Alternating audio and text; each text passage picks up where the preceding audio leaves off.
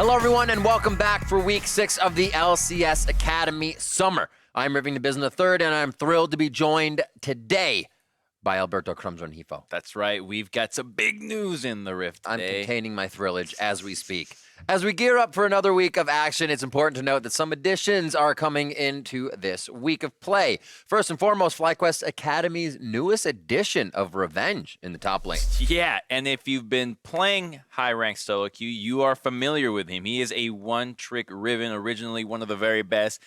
Montage after montage, initially passed up on being a pro, and now changed his mind and back to FlyQuest Academy. It looks like the FlyQuest organization really has a thing for Riven players. Yep, and GGS has a few mix-up as well, or should say returning to a few players. Yes, we've got definitely an LA back in the bottom lane, the LCS team, and if that wasn't enough, TSM Academy is now utilizing Johnson, another superstar from NA solo queue. We're really trying to make sure that we can grow that talent. The limelight is going to be shown on a few players here, I believe, this week. It's also important to point out that this week's matches are being played on 9.13, with Kiana entering the scene while Mord is going to remain disabled. Yeah, so Kiana, honestly, people are still trying to figure out. The whole idea behind the champion is be improvisational, play on the fly, whatever the terrain gives to you. And only yesterday we got to see one match of it. It was Demonte. Good old Demonte. Yeah, one team did get the opportunity to bring Kiana into Academy last night, and we saw the man from Clutch piloting that in the mid lane, Demonte. Yeah, he canceled the Valkyrie right there with a stun, and this is him just button mashing. We're still at the stage where we don't really know. I mean, that's pressing all buttons at the same time. That's kind of what it looks like in one direction. So we're still there with Kiana, still trying to figure out. All we can say is that she is AD, and she typically goes in the mid lane, but she has a positive win rate in other roles as well, so we might see her be flexed around. So much incredible impact being able to grab terrain in the right situations and use it accordingly. Other notable victories last night was 100 Thieves over Echo Fox Academy, moving them firmly into a playoff position. Yeah, and at the start of the year, the split, 100 Thieves Academy was not a contender. And it was only when they added Someday that all of a sudden this team is now on a 5-win tear. And that has been stepping up, and it allows Someday to smurf on kids, to play Yasuo top, to do whatever he wants, because it almost always goes well. And who would have thought that Someday would find a very easy time? Any given Someday turning into just about every day of Academy now. It's panning out well for him. Before we get into tonight's bouts, let's check out the current standings. Cloud9 and TSM are still at 1 and 2, but Golden Guardians are hot on the heels of the Spring Split champs. Team Liquid Academy and 100 Thieves are in a tie for 4th at the moment. Optic and Echo Fox are fighting for position of the last playoff spot, so be sure to keep an eye on that. But Clutch, CLG, and FlyQuest are still in that hunt, so don't count them out. Let's check out what we have cooking for tonight's games, though. Revenge, as we said, takes to the Rift for his second game of his Academy career as he and FlyQuest challenge Darshan and the Golden Guardians Academy, with Echo Fox Cloud9 facing off shortly after, and then 3 more matches to blow your mind before we call it a day.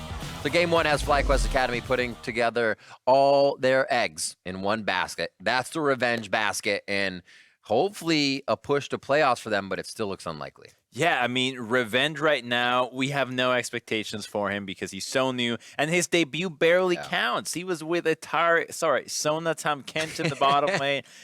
It really changes the dynamic of the team play. So he went 0-2. Doesn't matter. Today, he gets to make a re-debut against Darshan, which is a great benchmark for you to know where you stand. Can you beat Darshan? Darshan was just recently removed from LCS into Academy. So if he can step up, maybe that tells us that he is ready for Academy. Wasn't the reason they lost the last game, but be the reason you win the next one. Yes. There you go. Time for us to roll into the roster rundown. Without further ado, let's see what it is. Loading up on the blue side, it's Golden Guardians Academy. That's Darshan in the top lane. Hard in the jungle. Palafox controlling mid. Deftly at bot with Ole at support. And Coach Anero. And challenging them on the red side, it's FlyQuest Academy. You've got Revenge in the top lane.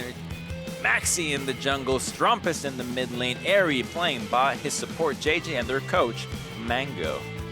And FlyQuest has been doing a few of their own swaps back and forth. We saw Wadid going back to the LCS, so JJ's on the team now. We'll see how kind of his voice and shot calling can help provide a little bit more structure to the team, as well as I feel like a lot of teams are not saying instantly this is a strat that works as they're changing these players out, but more so the players feel very comfortable with the four they're on the Rift with, and that's what's making results. And JJ was originally part of FlyQuest Academy, which is what allowed him to step up into the LCS team. But when he left, it really left a void in the Academy FlyQuest team because he took the coach with him too. Yeah. So now that they're reunited, I think we get to see FlyQuest Academy give us some good games, because now you've got Red Side for Revenge, and as a top lane bruiser player, so much value in having last pick. You can get last pick, see what everybody's got on the market, and then bring it to the shop. Let's see, 8-4 to 3-9. This GGS Academy score to FlyQuest right now. Like we said, FlyQuest making those few changes. An unlikely push to the playoff spot, but anything can happen. Final bans are out for that first phase. We do see the Kiana and Lux down there, pretty control of the lanes from those two champions, but also the Karma, Yumi, Sona. Keep it coming with the supports. Yeah. I think it's fine to see the Kiana ban at this stage. You haven't played enough against it. Even if somebody picks it up, they haven't even played enough of it. So get rid of it. Get rid of that X Factor. But speaking of X Factor, the Sylas jungle is in full force now. Ever since the LCK, LPL, LMS Rift Rivals went down, they started playing it, Wiggly took it, and now it's spread like a wildfire. Hey, turns out stealing ults is still good. Yeah. It doesn't suck. Interesting. I thought GGS would definitely go for a different bot lane here, seeing as they got Sejuani. You have a nasty fight comp. Rakan still brings that, but you have always Tom Kench. They're going to go with that for the wayside, though. Lovers duo for GGS on that bot side, and it looks like they will not match up first 3 picks here between the two sides. I think this is the perfect opportunity for Olay to not play Tom Kench. You're in Academy, you might as well start learning some better picks or refining them, because his win rate with TK in the LCS is pretty high already, to the point where people were saying just ban Tom Kench and he can't do anything else. So him taking this as a training wheels is a really good look for Golden Guardians Academy and LCS. Been seeing more Camille play come out, but not this time. Darshan will not get a chance at that champion, and it looks like we actually might get revenge on that Aatrox to start out. Felt comfortable taking that, and a strong enough pick to do so, as Strompist may be the one getting the counter pick from Red side here. Just a few more bans on the side of FlyQuest and Golden Guardians before we get back into those picks. What do they want? Go for mid lane? One onto Palafox? No, again onto Darshan. They're giving Revenge a pretty easy lane up there. Yeah, making sure that the Aatrox is not going to have a matchup that's just going to bully him at some point, because the GP, he's annoying. He's so annoying in lane, and then he outscales you. And then the Camille will just beat you up. So might as well get them out of the way, make sure that he has an easy matchup. But I still think Renekton is just a crazy powerful pick right now. And even the Nico. We still don't play that much Nico here in North America, but EU continues to succeed and deliver with it time and time again. And we should take notes. And speak of the devil, there he is. There's definitely creativity in the play there as well. You use it more, you get more creative. It's not just, hey, I'm this guy, quick pop blossom, right? Much more elaborate plays are being set up with that, and it's awesome to see in the different regions. Hopefully, we can get that instilled into our players here in NA as well. As the champion pools do start to widen, we have seen quite a different change in what players are bringing to each lane here in the LCS and Academy in the past few weeks. And we'll get a cast for Strompus in the mid lane, as that Renekton does go top side there for Darshan and gets a matchup that you seem to like. I do like the Cassiopeia, because if you drop that miasma, half the team of Golden Guardians is useless out of that. Corki can't get out of that. Rakan, Sejuani, Renekton. There's a lot of value in Strompus' last pick. But there's also that engage with the Ashe. So I think that Golden Guardians saw it coming with the Varus ban, but Ashe is the next best thing. It's nice. Not too many crazy ultimates to steal. Maxi has the self-sufficient Feather Storm, and then he can get a few out with Renekton's Dominus. Feel good to steal Rakan's ult if you want to disengage for a second one with Cassiopeia's ult. You really have a chance to reset the fight almost twice. Yeah, because you don't get to bring the feathers back, but you do get to go invulnerable and reposition for a bit. It's like a feather drizzle. Just not as heavy. All right, we are on to the Rift to see what Revenge can do here in his second play for the Academy League in summer. Let's see where the lanes pan out. It doesn't look like anybody's going to get too many forward wards here. Not too much early vision. Just a dance off. Start it out right. Get those hips all loose. You gotta bind your moves first before you can dance like that. It takes practice. Well, they're already bound. Control 1, 2, 3. Well, that's not as easy as having it to your I usually had True. it on my True. my scroll wheel button. Unless you got like faker fingers and you're actually pressing the F keys while you play too to check your lanes. Oh, dude, I've tried playing like that. So difficult. It's hard. So difficult. Especially if you grew used to clicking on the minimap as a way to look at everyone else. Yeah. I used to actually, when I would watch like Odd One and the old guys, back then, Pepperidge Farm remembers, is that they would like swing their mouse box around on the minimap to like look top, look bottom, and then just spacebar back to themselves, but it was accurately done because they were so damn fast at it. And it's pretty incredible to watch, and now people just continue to change what keys they use. It's kind of like when StarCraft came out, the developers of StarCraft never had the idea to have the game played in such a way where the keyboard is used like a piano, where you can work so fast and you look at APM. But it happens, same thing with changing the cameras and knowing what's going on in each lane. Instead of looking at the mini-map, you make that much more of an informed decision. You know, I tried to offset that by buying a mouse with a lot of macro keys so that I could just spam mouse. You get the WoW mouse? Right, F1, F2, 3, 4, 5. Buttons everywhere. And then you start clicking into everything, but then the problem was my thumb. I'm not good with my thumbs. Oh, they're fighting for level 2. I like it. Ooh, nice Cole. Gets a bit of health back there. It doesn't look like Revenge wants to go in. So he knows his limitations. He's not trying to outplay a situation that will obviously give him star power, but could also turn him from 0 to 0 very fast. So he's playing patient there. A nice quill from Ole. Unnecessary heal, but it's the message they're sending. You steal, and you heal. And in the top lane, he has to back off because Darshan is running Conqueror. Something super rare for Renekton now because most top laners have shied away from it, have moved over to either press the attack or just grasp, and now he's going to get ganked by Maxi, but it's a good timing because of the wave positioning that allows Revenge to just farm this nice and easy, not take a lot of damage.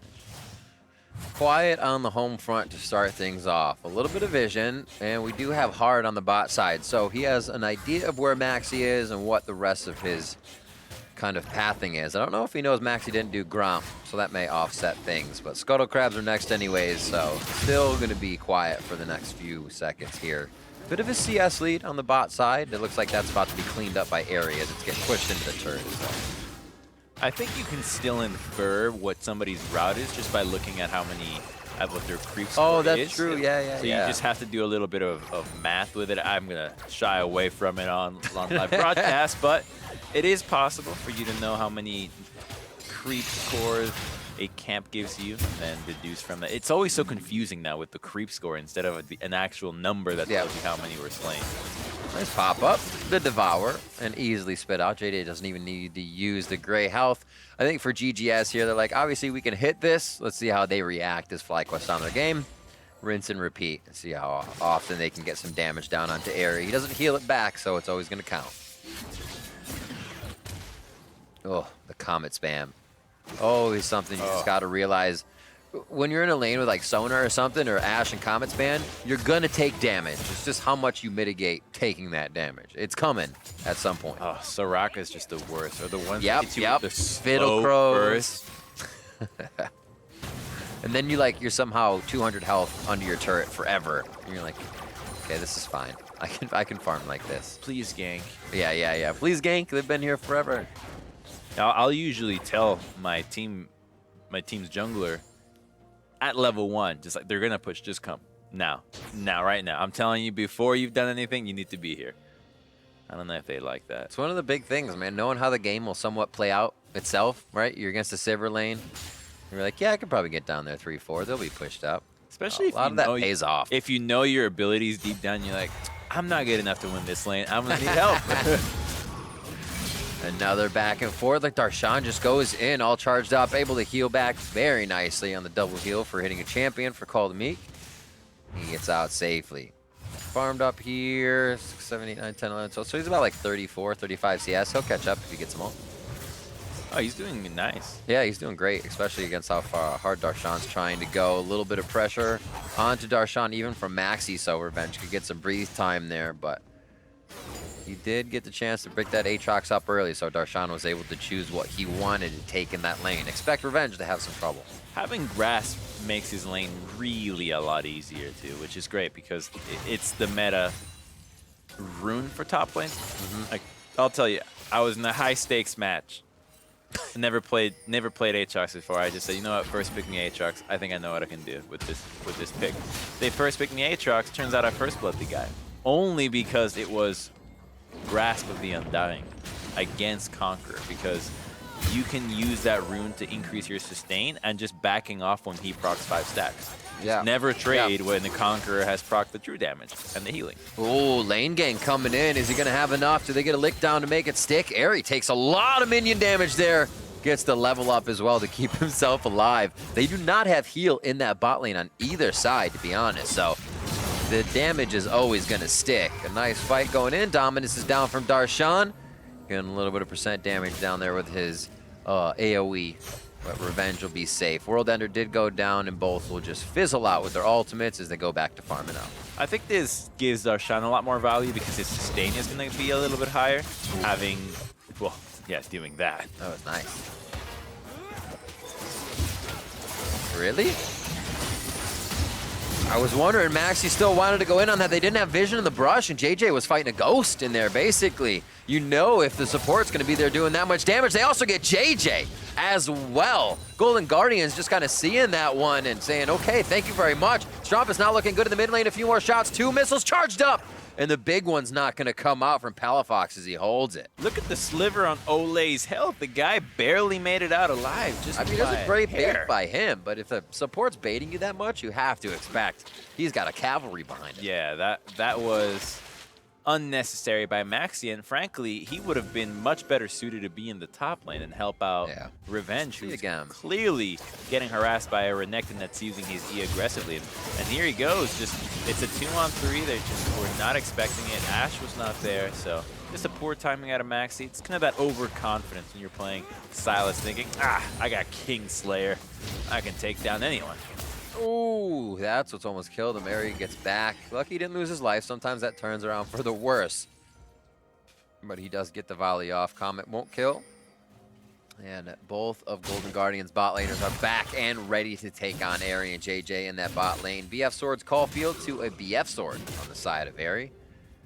And it looks like they're going to keep somewhat of a push towards themselves going here and make it harder for FlyQuest to farm. Just 1 minion advantage. Ole and Deftly should really be just smurfing on Academy as well. I think that's part of the reason why they have them here, to see how well can they perform and how well can they improve too, because when the competition is theoretically easier, it should allow them to shine more. Nice. So gold leads in the bottom lane, attention in the bottom lane, lesser mistakes, all of those are the things we want to see out of Deftly and Ole.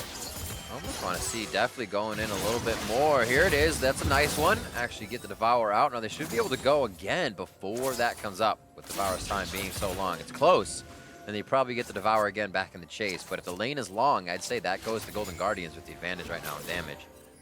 You're right, and I think Airy and JJ recognize it, so they back off. They see the size of the minion wave, they're like, yeah, Devour is down. Don't do anything. Because that's really the only ability that matters when you're playing that lane. Yeah. You just need to tell him when Devour is up and when it's away. Getting pretty big in that CS lead on the bot side. About 17 now in favor of Deftly. As we said, him and Ole should be doing quite well. There's about a 600 gold lead there, as you can see on your screen. As we get a tempt on the Dragon. Ocean Drake would be fantastic for Golden Guardians. Darshan would stay super healthy. Everybody else could just farm up these lanes. So it looks like they will have priority on this with a 2-0 lead. A bit of an item advantage in that bot side. Really good timing for that Dragon, by the way, because it wasn't just the bottom lane that was pushing that we saw, but we got to pan over to the mid lane and look at Palafox pushing first, having that blue buff advantage. So Observer's really giving us a treat as to how that all happened. Ooh, very nice backside turn there. Palafox dodges out on that petrifying gaze, and we just saw Maxi move his pink ward from blue buff up towards Pixel near that Rift Hero. It looks like they want a little bit more of an advantage on the top side of the map, trying to get the Miasma down to keep Palafox in range for the Abscond Abduct from the Silas. Palafox isn't having it. Had a great game yesterday, and he's playing quite well for himself here today on the Corki. Hex Drinker's keeping him nice and healthy versus Strumpus. Yeah, that bait was a little bit too obvious there. Yeah. Strumpus. You're like, oh, this Cassiopeia clearly doesn't care about damage anymore. What's going on? So seeing a little bit of obviously why Renekton is so powerful against Aatrox, kind of explain it a little bit, being able to slice and dice, overheal him. What does it makes it so good for Renekton here? Well, the first thing is that Aatrox needs to hit all his abilities to heal, right? You usually have to be hitting everything, and it's a lot easier for Renekton to avoid your abilities. He has so many dashes, and all of his abilities will heal you sooner and are not conditional, right? So, for example, Aatrox's W is conditional. It brings you back to the location if you stay within there for a certain time. Renekton just keeps you in the same location right away. The heals conditionally have to hit. Renekton is in your face. He hits them all guaranteed. And his dash is even further longer range than all of Revenge's abilities. So Renekton inherently is a really strong lane bully when you put all those pieces together. And then you add the fact that he went Ninja Tabis, which makes him a lot faster, allowing him to avoid Revenge. What do you give the over-under on this for Revenge? This is a really tough position. That's a 4-man dive. Goodbye, my friend. The Shelly, the package is there as well. Palafox over the short wall. They're going to get Revenge immediately as Maxi's forced to watch on that one. Not looking good here. Charmed up JJ does get the gray health as they drop Ole quite fast. They were able to use actually no summoners for that one, so JJ may be able to flash out here on a quick one. Goes for the attack on Deathly instead, and they do pick up a retribution kill there for Ole on the bot side. Are you with me? Did you think that JJ should have just flashed, right? Yeah. Instead of Zanya's? All right. All right. I thought they'd have, at that point at least, have heal or another aggressive summoner spell out of the Unsealed Spellbook to be doing these level 6, level 7 fights right away, because we didn't cleanse there either. Well, Ole died in a really funny way, just being super aggressive. Yeah, he popped like a balloon. Let's see this top two. Dude, it's 4 people here. Actually, yeah, no, I guess Shelly doesn't.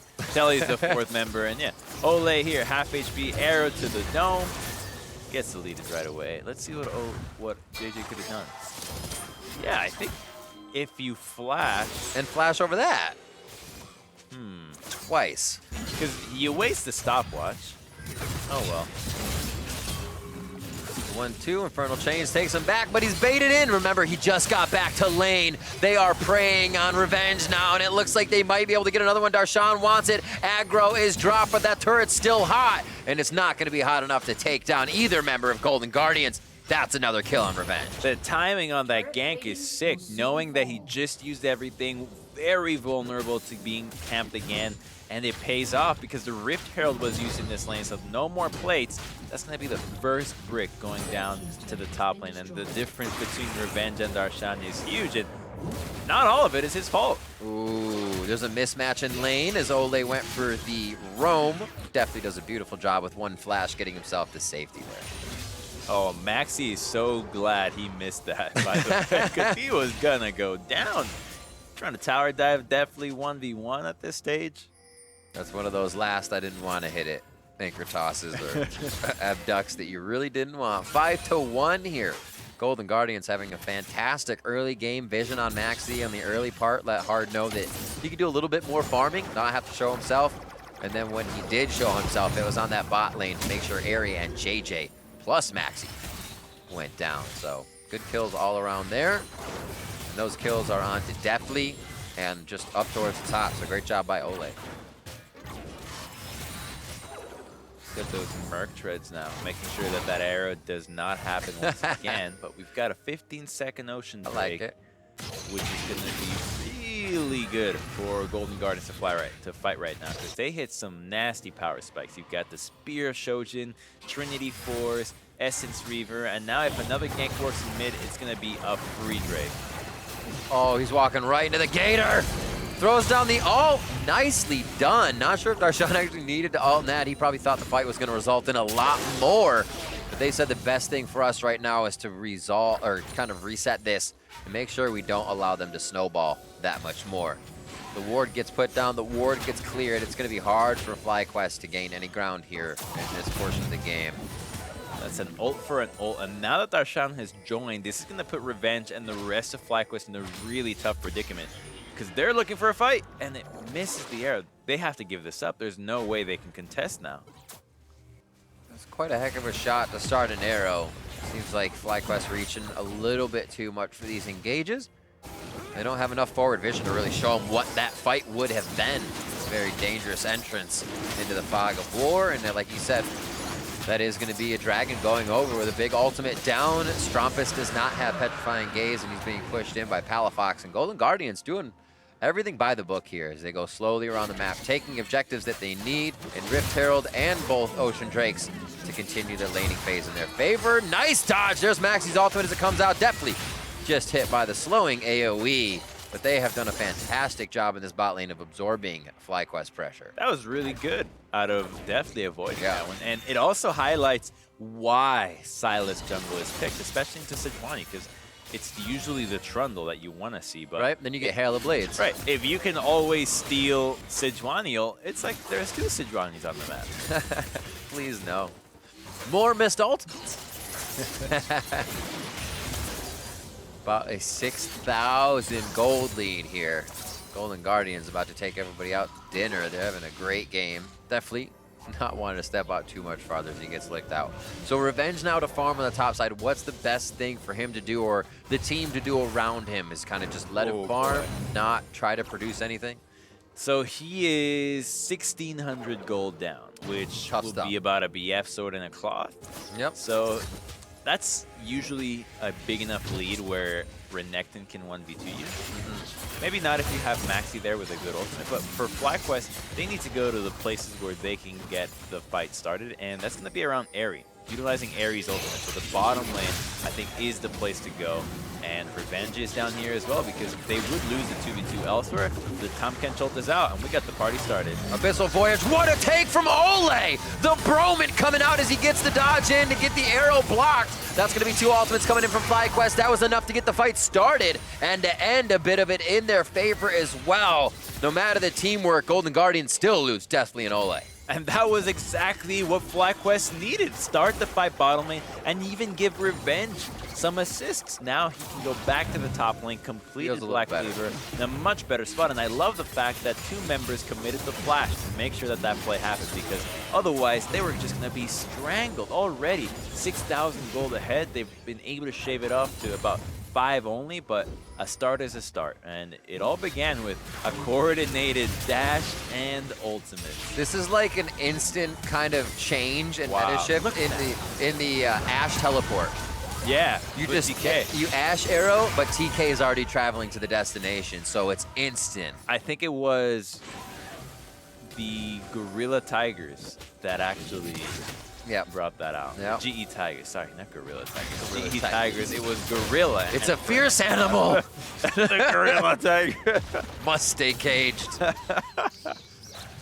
But yeah, that's what it reminds me of, is when I saw that first time too, I was like, this is like Ashe just playing the teleport arrow play, but you do it with the team synergy. I love it. Revenge had a really sick flash over Hard's ultimate to hit the first Q and get that reset, but I can't stop thinking about a Gorilla Tiger now. Just an orange gorilla with stripes and fangs. I like it. Oh, the 2v1 as Darshan goes hard. Dominus is on. He gets the heal back from the champions. It's a bit vamped there. Another call to Meek to get himself healed. One more coming out. He's actually getting the slice and dice for the double kill. That's exactly why he rose Spear of Shojin. That item is nutty. That's why Renekton is so strong. It's that item is really the thing that allows Renekton to no longer be a detriment to your team in the late game. He scales like crazy now, and now that they tried to go for that, they've lost that lane even more. Whoa, mid turret is going down. Now Golden Guardians is going to back off. They're happy with just getting a few things on their plate. Coming back for seconds later. Red will be another one. Right over to Deftly, and we'll see this one more time as Darshan 2v1s. This is why you don't fight in the opposing team's strongest side. because this goes down. It's a Spear of Sojin, and Renekton is allowed to free hit because remember, it's off the auto attacks that lower cooldowns by 20%, if I'm not mistaken. So every auto he gets 20% refund on every cooldown, on top of the regular time that the cooldowns are ticking, on top of the items already having cooldown reduction. So it's pretty much stun, auto, auto, stun again, Q, keep going, and you just cycle through your ability so darn much. And because he does so much when it comes to armor shred, healing, and CC, he just destroys skirmishes like that. And it was a great show of how it actually becomes very hard for Revenge. And we saw even Maxi to get the crowd control on. You stop him for a moment and he's not getting that back. But like you said, dodges out on Aatrox's CC, dodges out again on Silas's CC. It actually makes it so strong. And he is playing this Renekton top notch now. 400 gold bounty on Darshan. A 3-0-1 for this final pick. The Golden Guardians slotted in for their top laner. The part that's weird to me is that I don't know how you like to how to live your life, but when something goes right for me, I try to do that again. Like, ooh, that was good. Let's do more of that. Yeah. And so when I saw that Good rules to live by. 2 kills bottom lane off a Ashe Arrow TK play, I'm like, whoa, do that again. Instead, we're gonna go see another skirmish in the top lane now. Thank you for avoiding that one, FlyQuest, but they went to the strong side, the part that is where Golden Guardians should be playing. So it really just helped Darshan that they sent members his way to fight.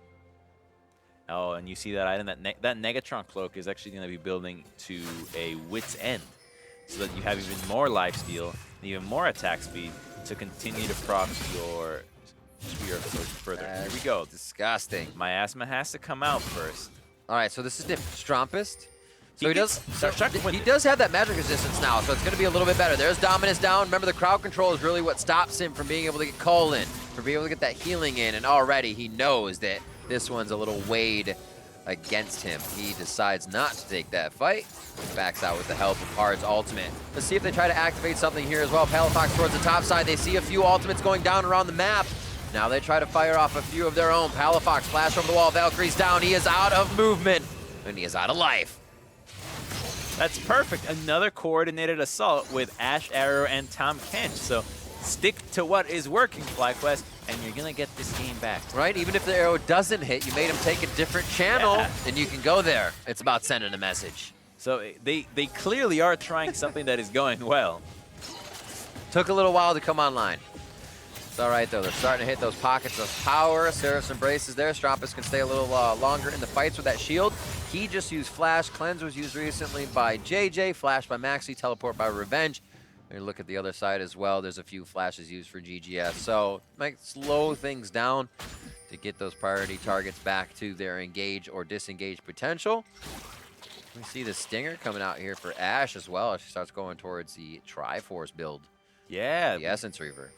We saw that, I'm going to say, 3 weeks ago by Sneaky. Yeah.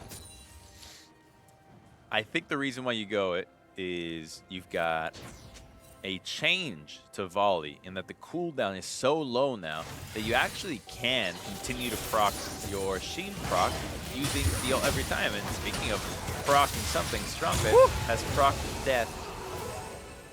That was spicy. You were saying Sheens? Oh, yeah. Yeah. Oh, yeah. Sheen. Oh, another one. Never mind. We're not ending just yet. That's a very fast and dead Ole. Maxi's going to have to get out of this one. No flashes there. Devoured up. Spit to safety on the stairs, and they are good to get out of this one. Golden Guardians is having Darshan push the bot side, but they're slowly losing members here and there that could really make these fights a problem. It hurt FlyQuest that they missed the arrow on a target that was CC'd, but they still found another pick there, which is really what they're looking for. And so far, I really like what Revenge has been doing. He's been put in a tough position, not entirely on his own, but when he fights and when he TPs, he's all in there. He's the first one in the fight, making it work. So far, his team fights have been great. What do we got next? Another Ocean Drake. Oh my word! If GGS gets this, they'll be healthy forever in this game. It's a long fight too, and there's not a lot of upfront burst damage with how far behind FlyQuest is. So if GGS can walk away from these fights, they're full health almost immediately to get back in there. Palafox, so much damage on the turret. Now they're almost able to 1-3-1, but they are bringing the team across the jungle for a bit of assistance as they realize they have lost that inner track of defense. And meanwhile, Darshan. Flip pushing. Doing his thing. Still, after all these years, continuing to split push. Almost enough. Oh, you could have stayed.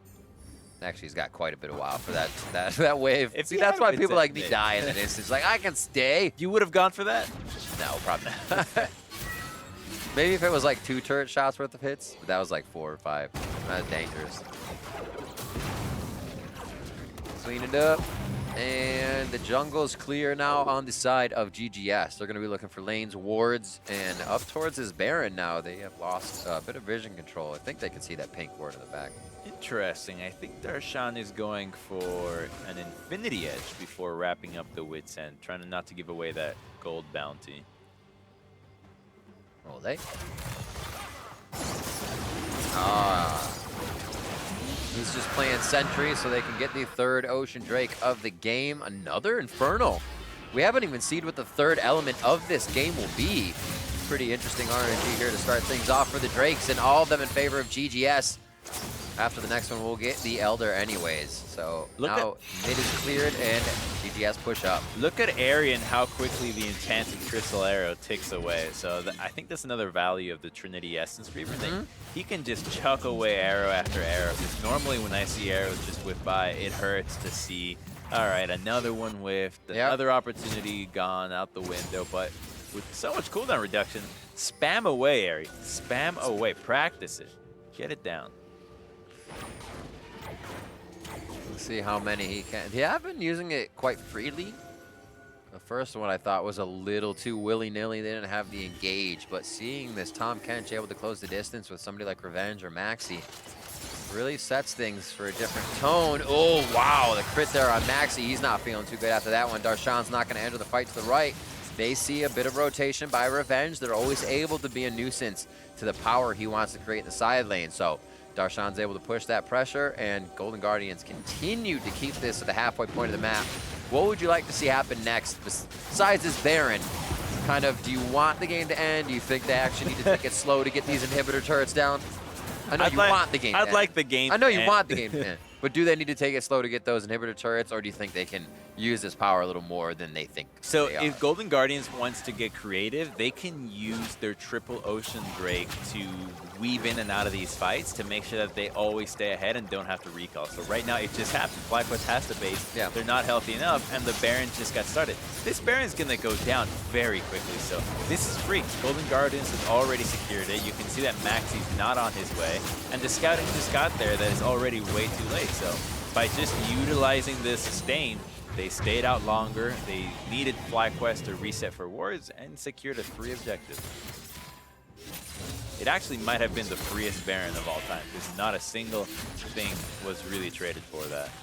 I like freest of all time. We always used to have discussions that can something be free in League of Legends? Because you did use map time to grab it, no matter what. Map time is not, Then This is a Jap point, by the way. It's not like So we used it in philosophy. casting. We'd still say that was free, but it'd be like, was it though? Because he flashed 2 minutes ago in that fight to make sure they could. because he gave a bot, you gave a blue buff pressure Right. for going to Baron. So technically not free. But it was pretty damn free. You're right. I mean, to me, that just sounds like philosophy 101 talking about League of Legends. Like, excuse me, not actually free. In reality, nothing is free except the QSS. Oh, Cleanse, Devour.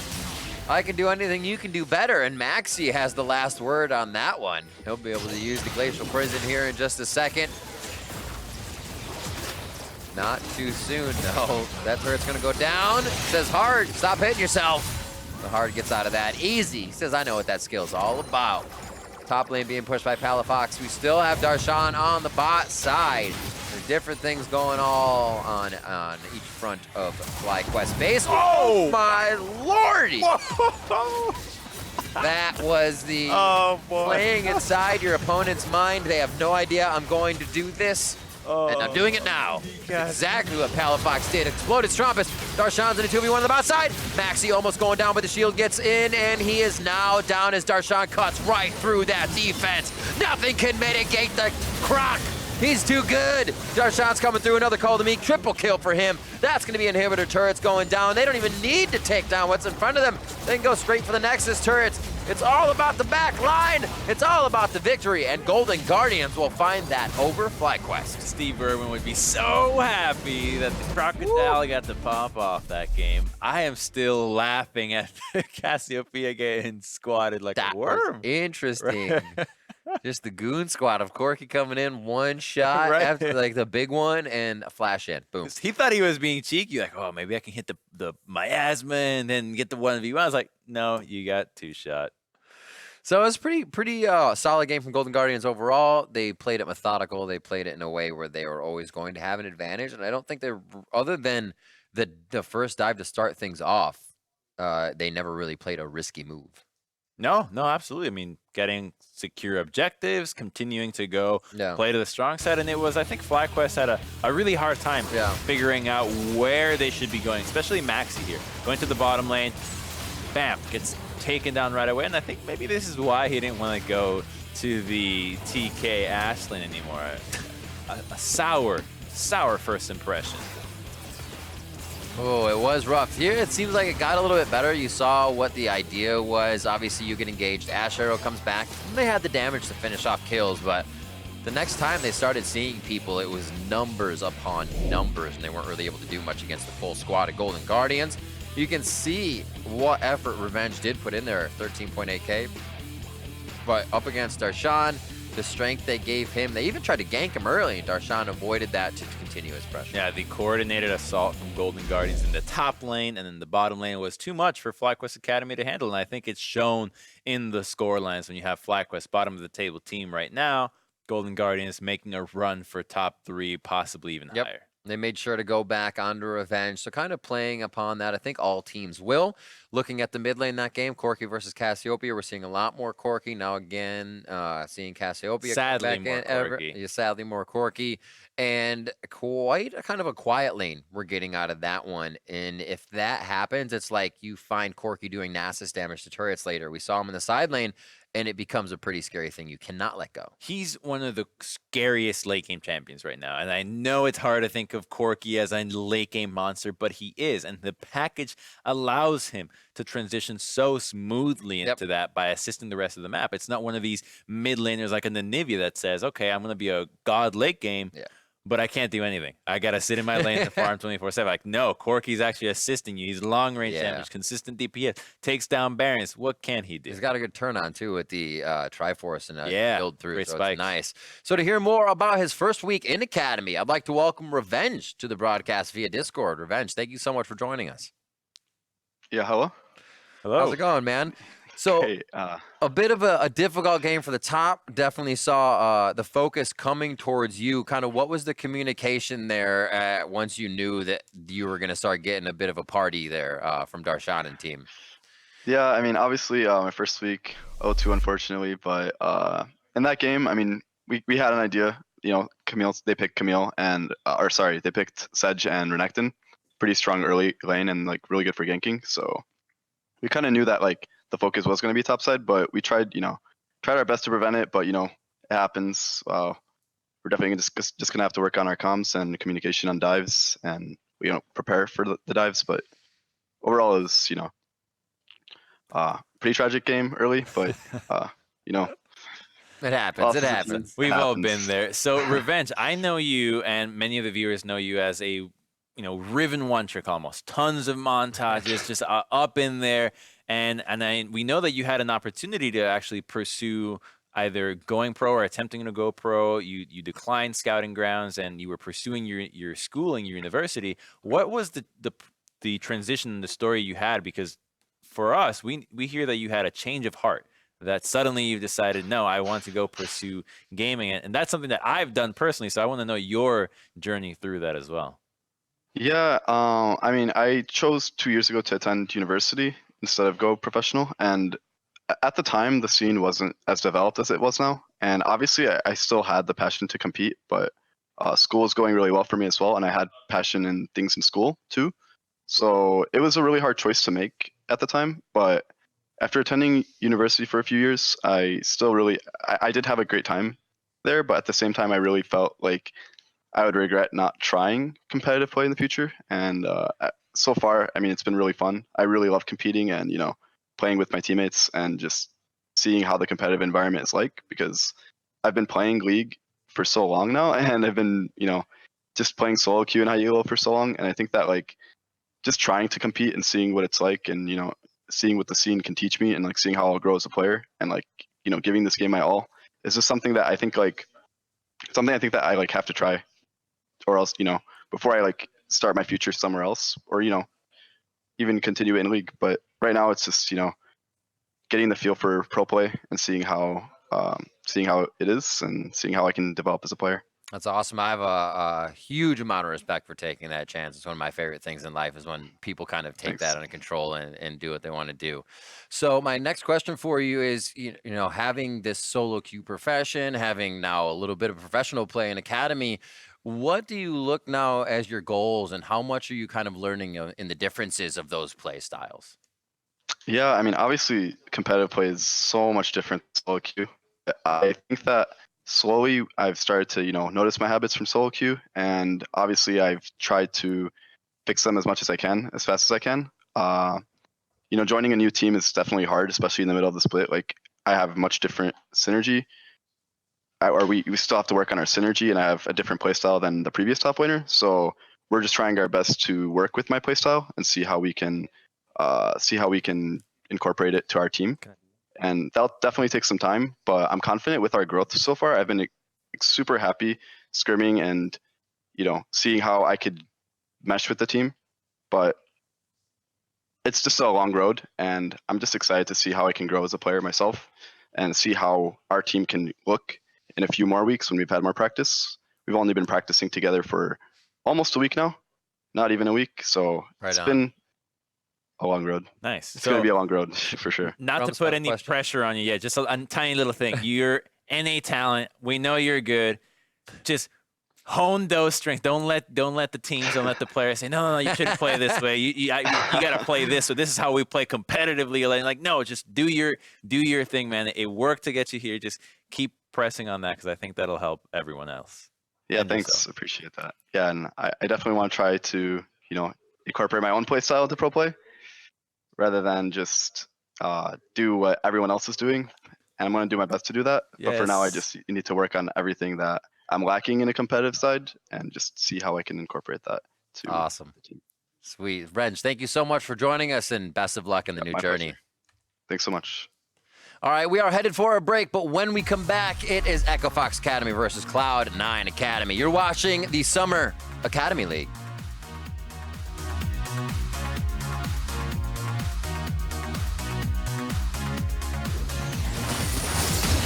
I was wondering, Max, he still wanted to go in on that. They didn't have vision in the brush, and JJ was fighting a ghost in there, basically. You know, if the support's going to be there doing that much damage, they also get JJ. Bissell Voyage, what a take from Ole! The Broman coming out as he gets the dodge in to get the arrow blocked. That's going to be 2 ultimates coming in from FlyQuest. That was enough to get the fight started. Oh, the 2v1 and Darshan goes hard. Dominus is on. He gets the heal back from the champions. It's a bit vamped there. Another call to Meek to get himself healed. One more coming out. He's actually getting the slice and dice for the double kill. Nothing can mitigate the croc. He's too good. Darshan's coming through. Another call to Meek. Triple kill for him. That's going to be inhibitor turrets going down. They don't even need to take down what's in front of them. They can go straight for the Nexus turrets. It's all about the back line. It's all about the victory, and Golden Guardians will find that over FlyQuest.